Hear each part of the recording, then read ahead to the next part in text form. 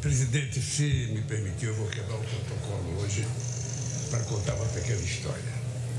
Eu estou vendo aqui o ex-governador do Piauí, o companheiro Elton, e eu queria contar uma história. Em 1989, eu estava fazendo comício no Piauí. Foi um grande comício. Depois nós fomos caminhar até a igreja São Benedito.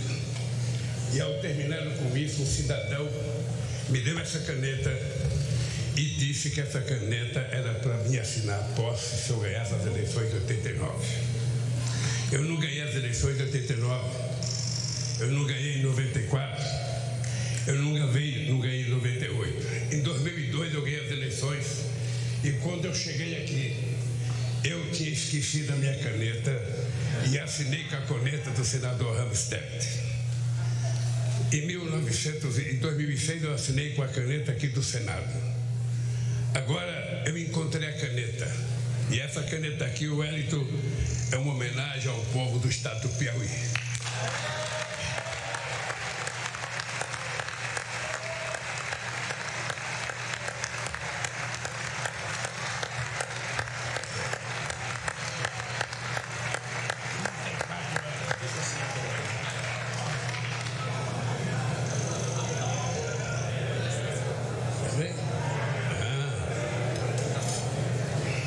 Fato histórico. Caramba!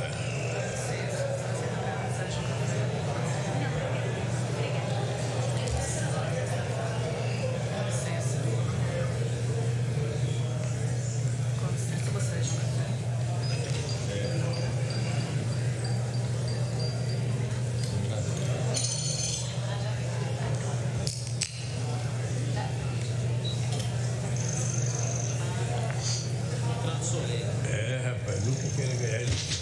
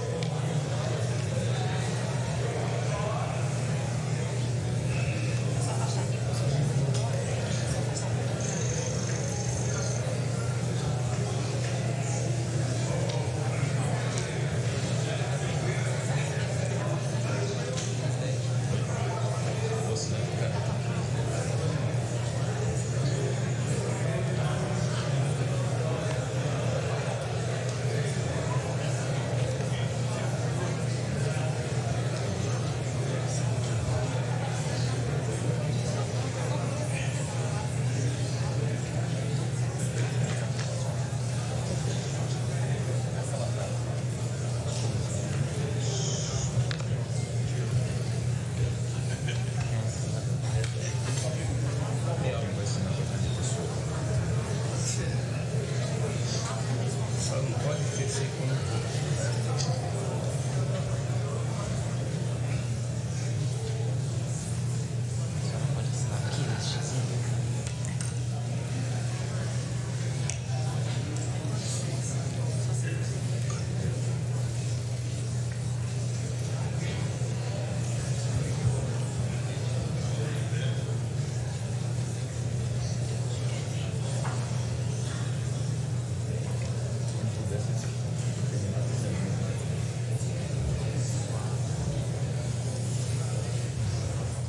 Aí nós estamos acompanhando a sessão solene de posse presidencial, essa mesa composta aí pelas maiores autoridades aí do Estado brasileiro, representando aí o poder legislativo e o poder executivo, presidente do Senado, Rodrigo Pacheco, acompanhado ali do presidente da Câmara dos Deputados, Arthur Lira, também do Procurador-Geral da República, Augusto Aras, da presidente do Supremo Tribunal Federal, Rosa Weber, e o primeiro secretário da mesa, diretora da Câmara, Luciano Bivar, todos eles aí, portanto, assinando aí o documento de posse, a ata desta sessão solene, não é, Renata? Exatamente, inclusive o deputado Luciano Bivar, o primeiro secretário, né, da mesa do Congresso Nacional, fez a leitura do termo de posse, que logo após foi assinado, então, pelo presidente eleito e também pelo vice-presidente eleito, agora já empossados, né, Roberto? Oficialmente presidente e vice-presidente. E vice-presidente do Brasil,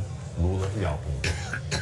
E na sequência teremos os discursos de Lula e talvez de Alckmin. Presidente da República, senhor Luiz Inácio Lula da Silva.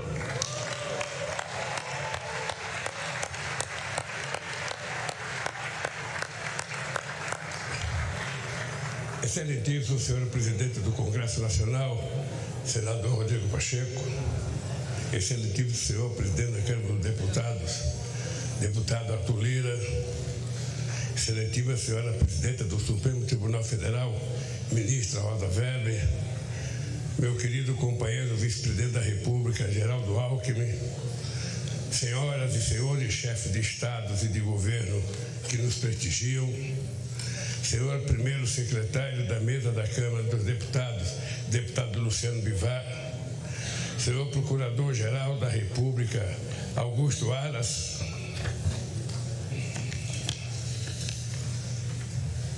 minha querida companheira e esposa Janja, nossa querida companheira e esposa do Alckmin, Lu Alckmin, meu querido companheiro José Sarney, presidente da República, minha querida companheira Dilma Rousseff, presidente da República,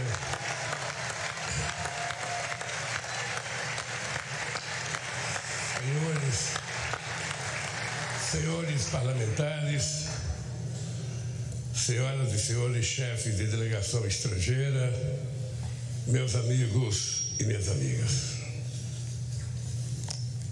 Pela terceira vez, compareço a este Congresso Nacional para agradecer ao povo brasileiro o voto de confiança que recebemos. Renovo o juramento de fidelidade à Constituição da República, junto com o vice-presidente Geraldo Alckmin e os ministros que conosco vão trabalhar. Se estamos aqui hoje, é graças à consciência política da sociedade brasileira e à frente democrática que formamos ao longo desta histórica campanha eleitoral. Foi a democracia a grande vitoriosa nesta eleição, superando a maior mobilização de recursos públicos e privados que já se viu, as mais violentas ameaças à liberdade do povo, a mais abjeta campanha de mentiras e de ódio tramada para manipular e constranger o eleitorado brasileiro. Nunca os recursos do Estado foram tão desvirtuados em proveito de um projeto autoritário de poder.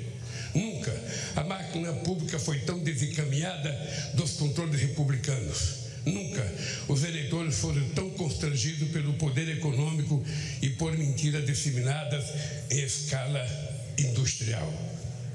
Apesar de tudo, a decisão das urnas prevaleceu, graças a um sistema eleitoral internacionalmente reconhecido por sua eficácia na captação e apuração dos votos.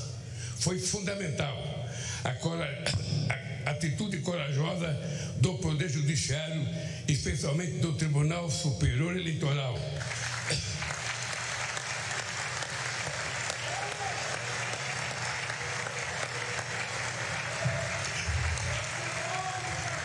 para fazer prevalecer a verdade das urnas sobre as violências de seus detratores.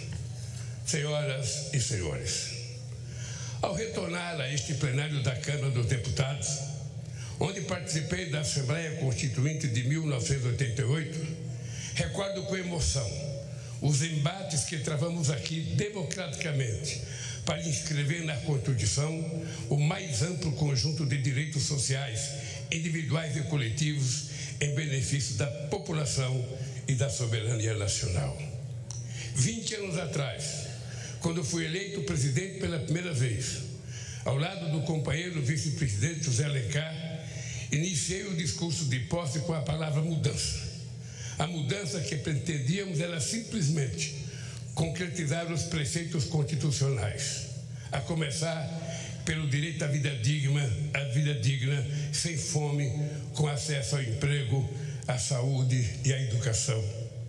Disse naquela ocasião que a missão de minha vida estaria cumprida quando cada brasileiro e brasileira pudesse fazer 3 refeições por dia.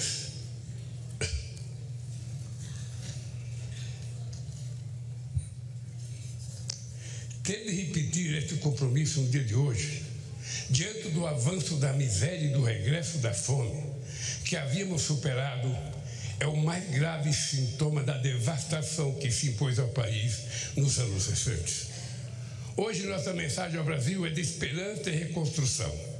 O grande edifício de direitos, de soberania e de desenvolvimento que essa nação levantou a partir de 1988 vinha sendo sistematicamente demolido nos anos recentes. É para reerguer este edifício de direitos e valores nacionais que vamos dirigir todos os nossos esforços. Queridos amigos e amigas, em 2002, dizíamos que a esperança tinha vencido o medo, no sentido de superar os temores diante da inédita eleição de um representante da classe trabalhadora para presidir os destinos do país. Em 8 anos de governo, deixamos claro que os temores eram infundados. Do contrário, não estaríamos aqui novamente. Ficou demonstrado que um representante da classe trabalhadora podia sim dialogar com a sociedade para promover o crescimento econômico de forma sustentável em benefício de todos, especialmente dos mais necessitados.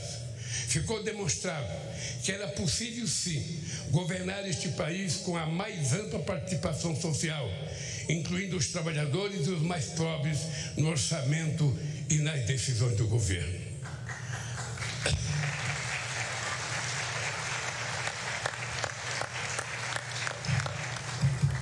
Ao longo desta campanha eleitoral, vi a esperança brilhar nos olhos de um povo sofrido, em decorrência da destruição de políticas públicas que promoviam a cidadania, os direitos essenciais, a saúde e a educação.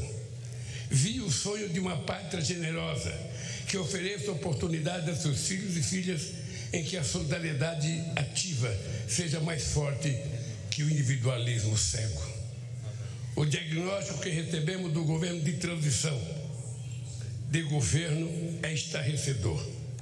Esvaziar os recursos da saúde, desmontar a educação, a cultura, a ciência e tecnologia, destruir a proteção do meio ambiente, não deixar os recursos para a merenda escolar, a vacinação, a segurança pública, a proteção às florestas e a assistência social. Desorganizar a governança da economia, dos financiamentos públicos, do apoio às empresas, aos empreendedores e ao comércio externo. Dilapidar as estatais e os bancos públicos, entregar o patrimônio nacional. Os recursos do país foram rapinados para saciar a estupidez dos rentistas de acionistas privados nas empresas públicas. É sobre estas terríveis ruínas que assumo o compromisso de, junto com o povo brasileiro, reconstruir o país e fazer novamente um Brasil de todos e para todos. Eu queria dizer aos deputados e senadores que o resultado da nossa transição, que foi coordenada pelo companheiro Alckmin, será enviada a cada deputado, a cada senador, a cada ministro da Suprema Corte, a cada ministro do Tribunal Superior Eleitoral, a cada ministro do Poder Judiciário, a cada universidade, a cada central sindical, para que as pessoas saibam como é que nós encontramos esse país e cada um faça a sua avaliação. Senhoras e senhores,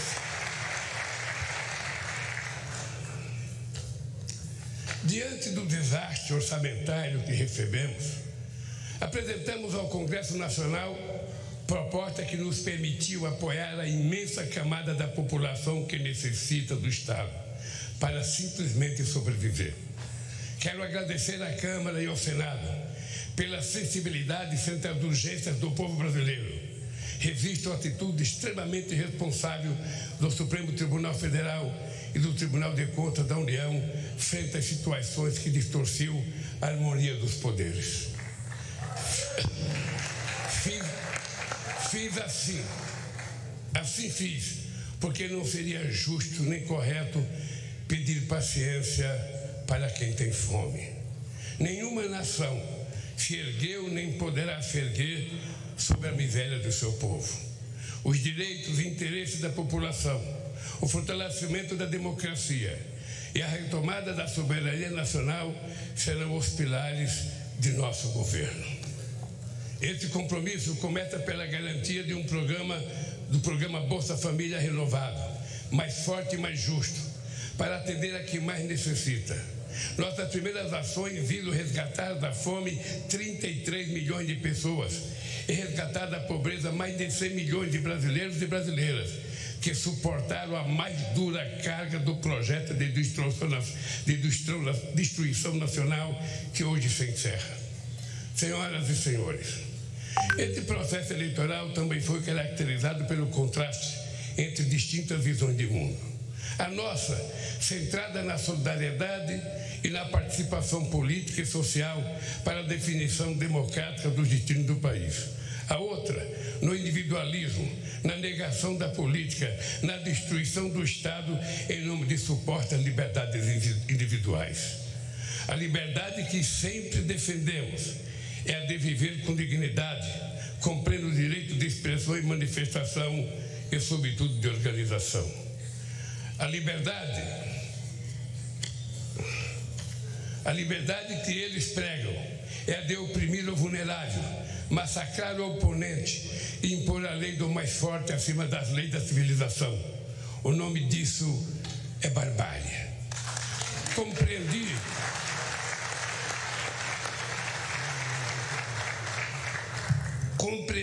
desde o início da jornada que deveria ser candidato por uma frente mais ampla do que o campo político em que me formei, mantendo um firme compromisso com minhas origens. Esta frente se consolidou para impedir o retorno do autoritarismo no país. A partir de hoje, a lei de acesso à informação voltará a ser cumprida. O portal da transparência voltará a cumprir seu papel. Os controles republicanos voltarão a ser exercidos para defender o interesse público. Não carregamos nenhum ânimo de revanche contra os que tentaram subjugar a nação a seus desígnios pessoais e ideológicos, mas vamos garantir o primado da lei. Quem errou responderá por seus erros com direito à ampla defesa dentro do devido processo legal. O mandato que recebemos à frente a adversários inspirados no fascismo será defendido com os poderes que a Constituição confere à democracia. Ao ódio responderemos com amor, à mentira com a verdade, ao terror e à violência responderemos com as leis e suas mais duras consequências. Sob os ventos da redemocratização dizíamos: ditadura nunca mais. Hoje, depois do terrível desafio que superamos, devemos dizer: democracia para sempre.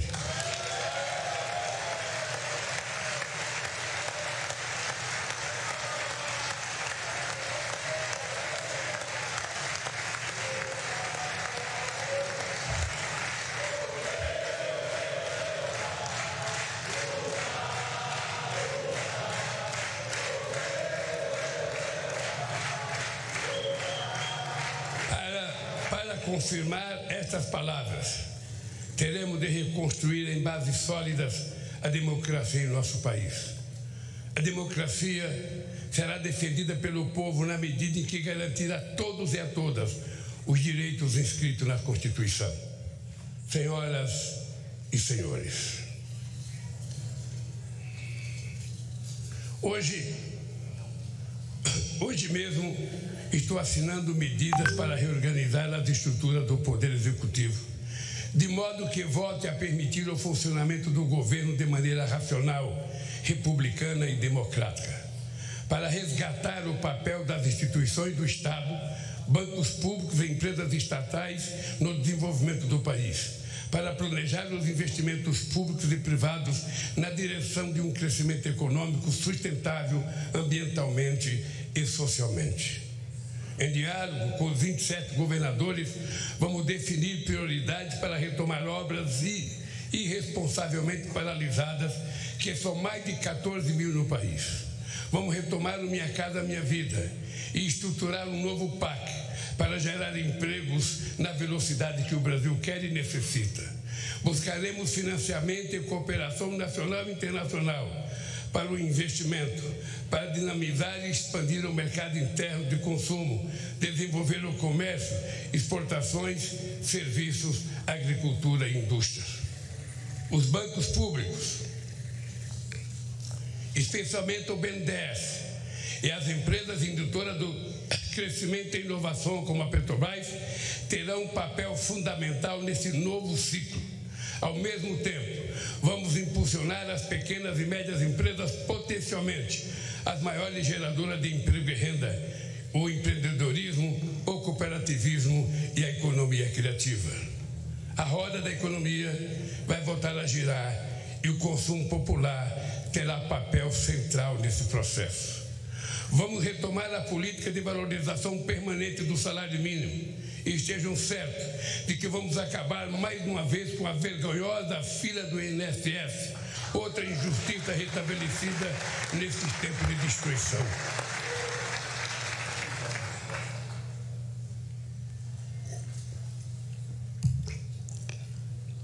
Vamos dialogar de forma tripartite, governo, centrais sindicais e empresariais, sobre uma nova legislação trabalhista, garantir a liberdade de empreender ao lado da proteção social é um grande desafio nos tempos de hoje. Senhoras e senhores, o Brasil é grande demais para renunciar ao seu potencial produtivo. Não faz sentido importar combustíveis, fertilizantes, plataforma de petróleo, microprocessadores, aeronaves e satélites. Temos capacidade técnica, capitais e mercado em grau suficiente para retomar a industrialização e a oferta de serviços em nível competitivo. O Brasil pode e deve figurar na primeira linha da economia global.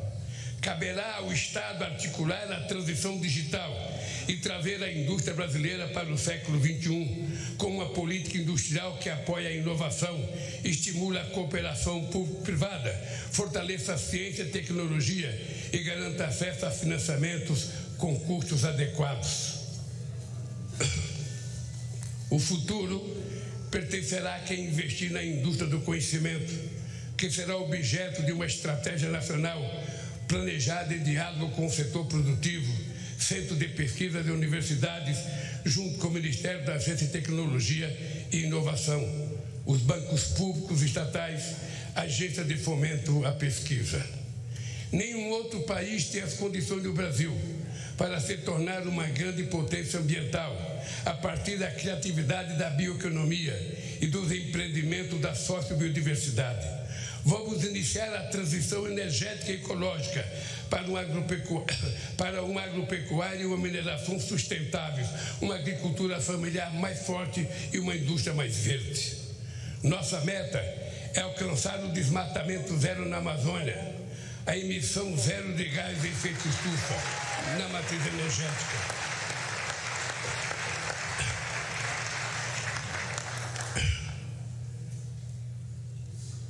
Além de estimular o reaproveitamento de pastagens degradadas, o Brasil não precisa desmatar para manter e ampliar sua estratégica fronteira agrícola. Não é preciso derrubar nenhuma árvore, é só replantar os 30 milhões de hectares de terra degradada que a gente vai poder viver sem derrubar madeira, sem fazer queimada e sem precisar invadir os nossos biomas.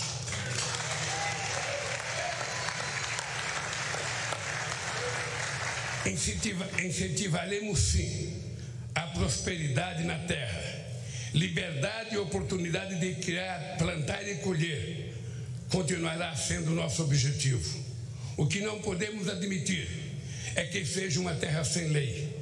Não vamos tolerar a violência contra os pequenos, o desmatamento e a degradação do ambiente que tanto mal já fizeram ao nosso país. Esta é uma das razões, não a única, da criação do Ministério dos Povos Indígenas. Ninguém conhece melhor nossas florestas, nem é mais eficaz de defendê-la do que o que estava aqui desde tempos imemoriais. Cada terra demarcada é uma nova área de proteção ambiental. A estes brasileiros e brasileiras devemos respeito e com eles temos uma dívida histórica.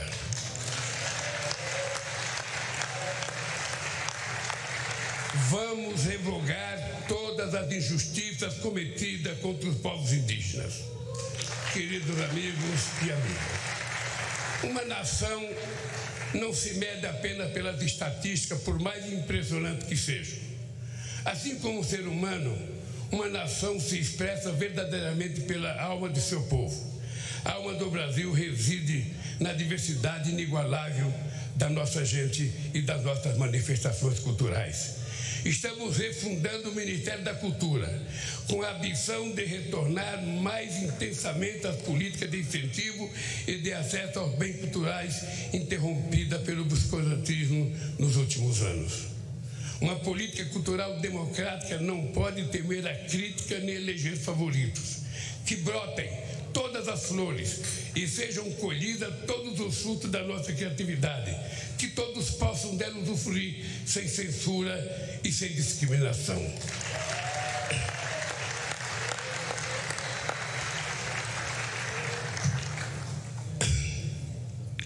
Não é admissível que negros e pardos continuem sendo a maioria pobre e oprimida de um país construído com o suor e sangue de seus ascendentes africanos. Criamos o Ministério da Promoção da Igualdade Racial para ampliar a política de cotas nas universidades e no serviço público, além de retomar as políticas voltadas para o povo negro e pardo na saúde, educação e cultura. É inadmissível que as mulheres recebam menos que os homens realizando a mesma função, que não sejam reconhecidas em um mundo político machista, que sejam assediadas impunemente nas ruas e no trabalho, que sejam vítimas de violência dentro e fora de casa. Estamos refundando também o Ministério das Mulheres para demolir esse castelo secular de desigualdade e preconceito.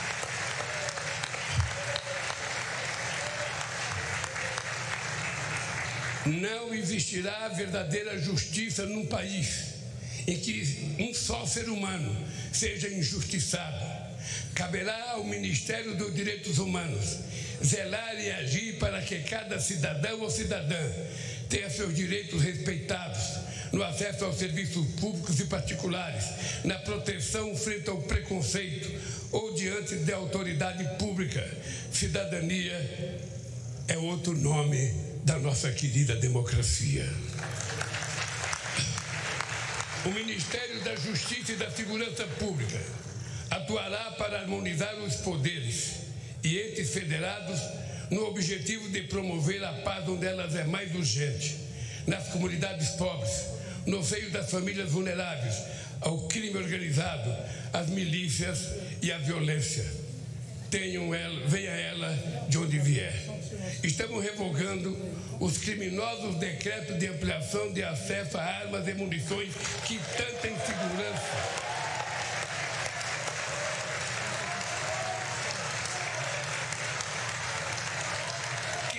insegurança e tanto mal causaram às famílias brasileiras. O Brasil não quer e não precisa de armas na mão do povo. O Brasil precisa de segurança, o Brasil precisa de livro, de educação e de cultura para que a gente possa ser um país mais justo.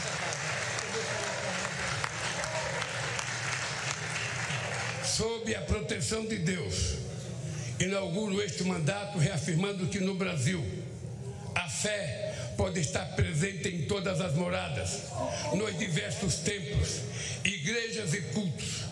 Neste país, todos poderão exercer livremente sua religiosidade. Senhoras e senhores, o período que se encerra foi marcado por uma das maiores tragédias da história, a pandemia de Covid-19. Em nenhum outro país a quantidade de vítimas fatais foi tão alta proporcionalmente à população quanto no Brasil. Um dos países mais preparados para enfrentar as emergências sanitárias, graças à competência do nosso Sistema Único de Saúde e da competência de vacinação do nosso povo.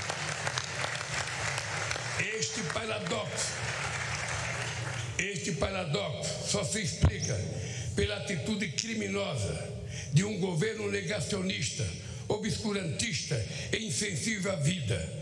As responsabilidades por esse genocídio hão de ser apuradas e não devem ficar impunes.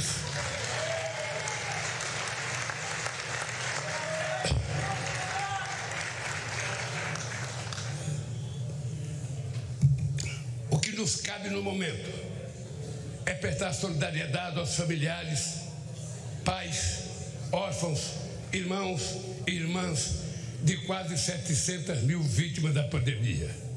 O SUS é provavelmente a mais democrática das instituições criada pela Constituição de 88.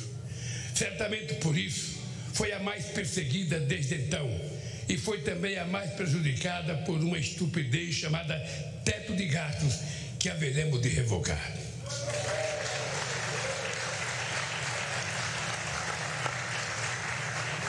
Vamos recompor os orçamentos da saúde para garantir a assistência básica, a farmácia popular, promover o acesso à medicina especializada. Vamos recompor os orçamentos da educação, investir em mais universidades, no ensino técnico, na universalização do acesso à internet, na ampliação das creches e no ensino público em tempo integral. Este é o investimento que verdadeiramente levará ao desenvolvimento do país. O modelo que propomos, aprovado nas urnas, exige sim compromisso com a responsabilidade, a credibilidade e a previsibilidade. E disso não vamos abrir mão.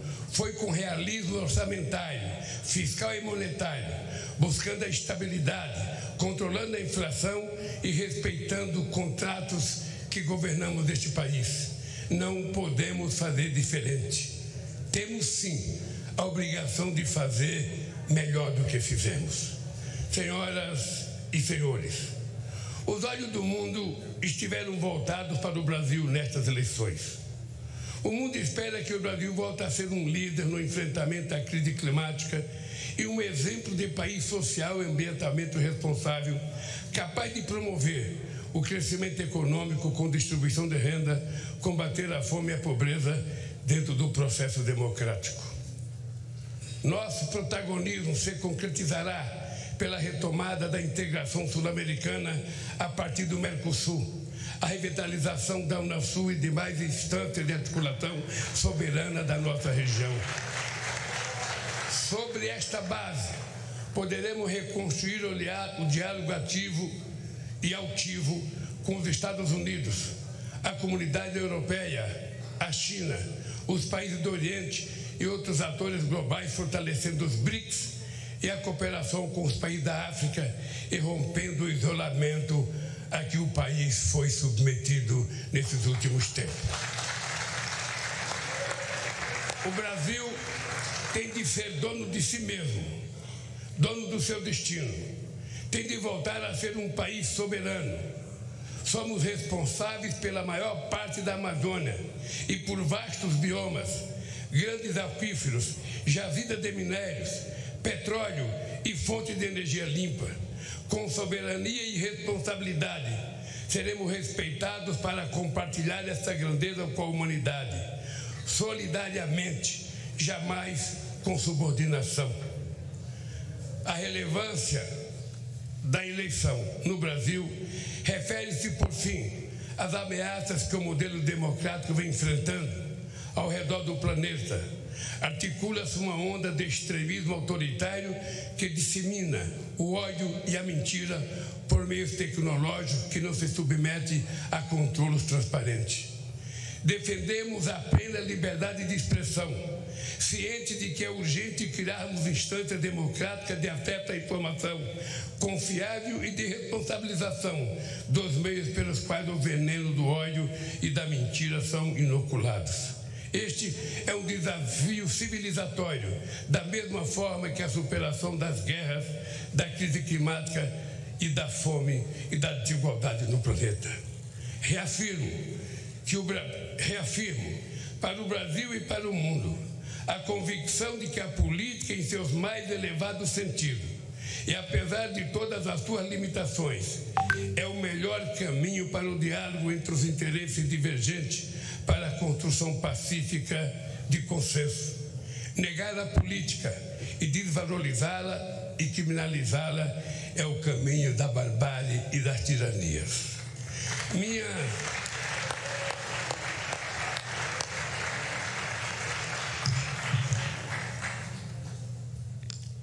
mais importante missão, a partir de hoje, será honrar a confiança recebida e corresponder às esperanças de um povo sofrido, que jamais perdeu a fé no futuro, nem em sua capacidade de superar os desafios. Com a força do povo e as bênçãos de Deus, haveremos de reconstruir esse país. Viva a democracia! Viva o povo brasileiro! Muito obrigado, companheiro.